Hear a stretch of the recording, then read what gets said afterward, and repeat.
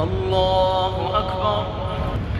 الحمد لله رب العالمين الرحمن الرحيم مالك يوم الدين إياك نعبد وإياك نستعين اهدنا الصراط المستقيم صراط الذين أنعمت عليهم غير المغضوب عليهم ولا الضالين.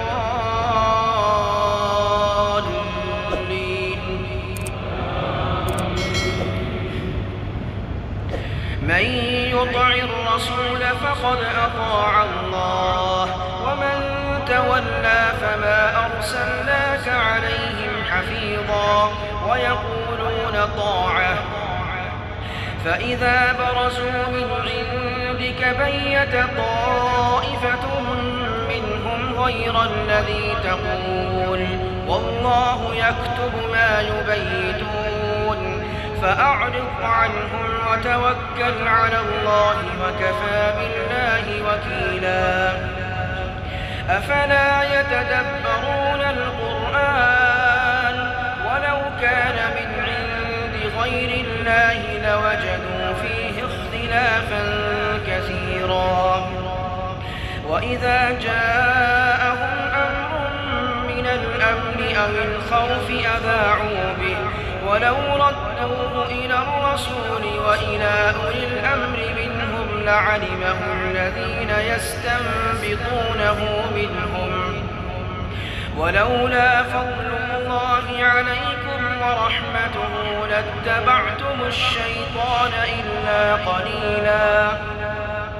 فقاتل في سبيل الله لا تكلف إلا نفسك وحرض المؤمنين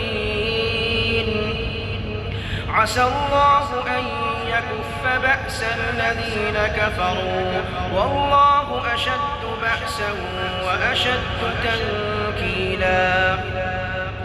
من يشفع شفاعة حسنة يكن له نصيب منها ومن يشفع شفاعة سيئة يكن له كفل منها وكان الله على كل شيء مقيتا. وإذا حييتم بتحية فحيوا بأحسن منها أو ردوها إن الله كان على كل شيء حسيبا. الله لا إله إلا هو ليجمعنكم إلى يوم القيامة لا ريب فيه ومن أصدق من الله حديثا. فما لكم في المنافقين فئتين والله أركسهم بما كسبوا أتريدون أن تهدوا من أضل الله ومن يضلل الله فلن تجد له سبيلا. ودوا لو تكفرون كما كفروا فتكونون سواء فلا تتخذوا منهم أولياء حتى يهاجروا في سبيل الله فإن تولوا فخذوهم واقتلوهم حيث وجدتموهم ولا تتخذوا منهم وليا ولا نصيرا إلا الذين يصلون إلى قوم بينكم وبينهم ميثاق أو جاءوكم حصرت صدورهم أن يقاتلوكم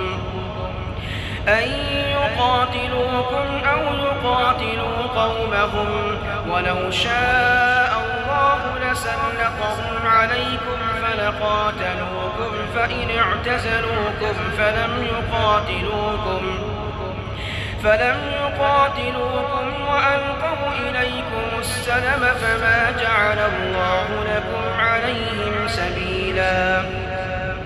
ستجدون آخرين يريدون أن يأمنوكم ويأمنوا قومهم كلما ردوا إلى الفتنة أركسوا فيها فإن لم يعتزلوكم ويلقوا إليكم السلم ويكفوا أيديهم فخذوهم وَاقْتُلُوهُمْ حيث ثقفتموهم وأولئكم جعلنا لكم عليهم سلطانا مبينا.